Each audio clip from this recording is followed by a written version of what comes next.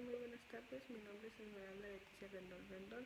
Soy estudiante de la Universidad Autónoma de Baja California, Campus Ensenada, de la licenciatura en Contaduría. El día de hoy les voy a hablar sobre los mecanismos para la seguridad y las instancias protectoras de datos personales. Para iniciar, debemos de saber qué es la información confidencial. Se considera información confidencial los secretos bancarios, fiduciarios, industrial, comercial, fiscal, bursátil y postal, cuya titularidad corresponda a particulares, sujetos del derecho internacional o sujetos obligados, siempre y cuando no se encuentren involucrados en el ejercicio de los recursos públicos.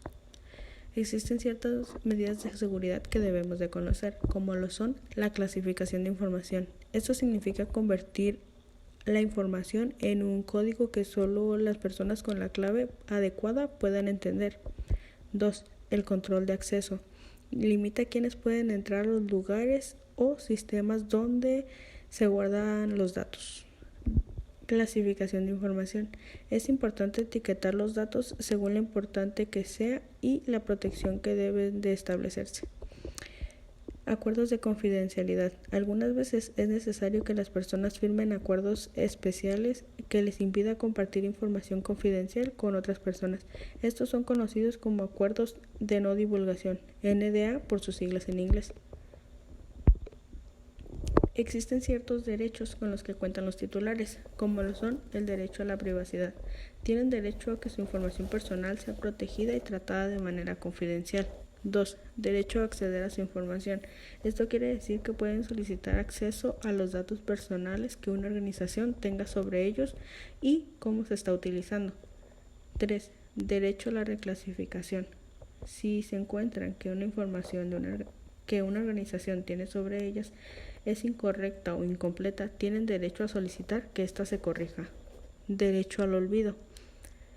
Eso significa que en algunas jurisdicciones los titulares de la información tienen el derecho de solicitar que sus datos personales sean eliminados si ya no son necesarios para los fines con los que estos fueron recopilados. 5. Derecho a la portabilidad de datos. En ciertos casos tienen derechos a solicitar que sus datos personales sean transferidos de una organización a otra en un formato legible por máquina.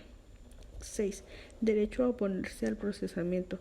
Pueden objetar el procedimiento de sus datos personales en ciertas circunstancias, como para fines de marketing directo o cuando el procesamiento se base en interés legítimo.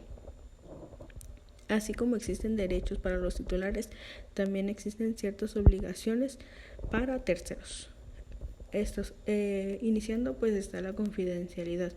Deben de mantener información confidencial en secreto y no divulgar a terceros sin autorización. 2. El uso restringido. Solo se puede utilizar la información confidencial para fines específicos. 3. Protección adecuada.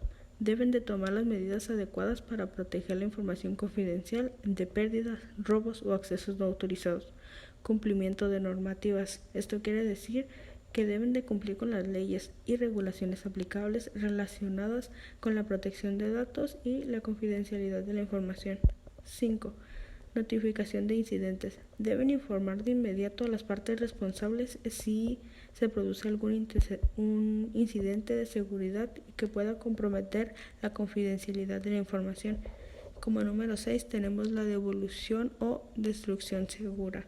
Esto quiere decir que al final de una relación con la parte responsable deben de devolver o destruir de manera segura toda la información confidencial a la que hayan tenido acceso. También tenemos por otra acceso a la información, clasifica la información o establece criterios para clasificar la información, especialmente lo que respecta a la información confidencial. Esta ley define 3 niveles de clasificación para la información. Como número 1 tenemos la información pública.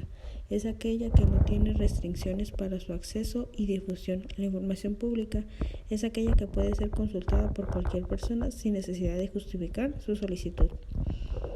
También tenemos la información reservada. Esta categoría incluye información que por diversas razones debe mantenerse restringida y temporalmente se puede clasificar como reservada cuando su divulgación podría poner en riesgo la seguridad nacional, la estabilidad económica, la seguridad pública, la privacidad de individuos, entre otros motivos específicos contemplados en la ley. También tenemos la información confidencial. Esta información se refiere a cuya divulgación esté permanentemente restringida debido a que su revelación podría causar daños graves e irreparables. Esta clasificación se aplica a información muy sensible como los datos personales, secretos comerciales, estrategias de seguridad, entre otros. A continuación les voy a mostrar el proceso de cómo presentar una denuncia. Como primer paso, debemos de acceder a la obligación de transparencia que presenta errores. El paso número 2 sería hacer clic en el botón de denunciar. El paso número 3 sería completar el formulario con la información precargada sobre la institución y la obligación denunciada, así como el fundamento legal. El paso número 4 sería proporcionar una breve explicación del motivo de la denuncia y un correo electrónico para recibir notificaciones sobre el seguimiento de la misma. El paso número 5, que es opcional, es dejar un nombre o un seudónimo, adjuntar el archivo que respalde la omisión y completar los datos estadísticos. Y debemos de enviar la denuncia.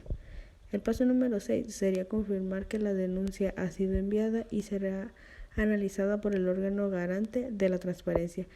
En paso número 6 también se incluye la recepción del correo electrónico para dar seguimiento a la denuncia. Existen ciertos incumplimientos legales y sanciones para los mismos. A continuación les voy a mostrar dos causales de incumplimiento. Usar, sustraer, divulgar, ocultar, alterar, mutilar, destruir o inutilizar total o parcialmente sin causa legítima conforme a las facultades correspondientes la información que se encuentre bajo la custodia de los sujetos obligados y sus servidores públicos o a la cual tengan acceso o conocimiento con motivo de su empleo, cargo o comisión. Este incumplimiento tiene una sanción. Si una vez hecho el apercibimiento no se cumple de manera inmediata con la obligación en los términos previstos en esta ley, tratándose de los supuestos mencionados en esta fracción, se aplicará la multa de 150 a 250 veces el valor diario de la unidad de medida y su actualización vigente. Otro de los causales de incumplimiento que les quería mostrar era el número 8, declarar una inexistencia de la información cuando exista total o parcialmente en sus archivos. Y esto corresponde a una sanción que es una multa de 800 a 1500 veces el valor diario de la unidad de medida y su actualización vigente.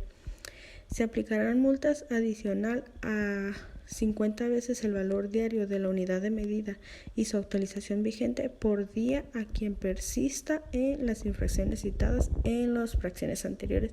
Adicional a estas, pues lógicamente hay más fracciones que son causales de incumplimiento y respectivamente deben de tener sus sanciones en la ley. Existen ciertas instancias protectoras de datos personales.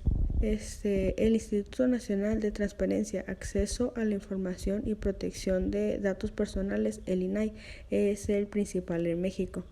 Pero respecto a esto tenemos ciertas leyes de transparencia que hay en cada estado de la República Mexicana. Por ejemplo, en Baja California tenemos la Ley de Transparencia y Acceso a la Información Pública para el estado de Baja California. Las referencias de donde sustraje información para brindarles la exposición anterior y pues eso sería todo por mi parte. Muchas gracias.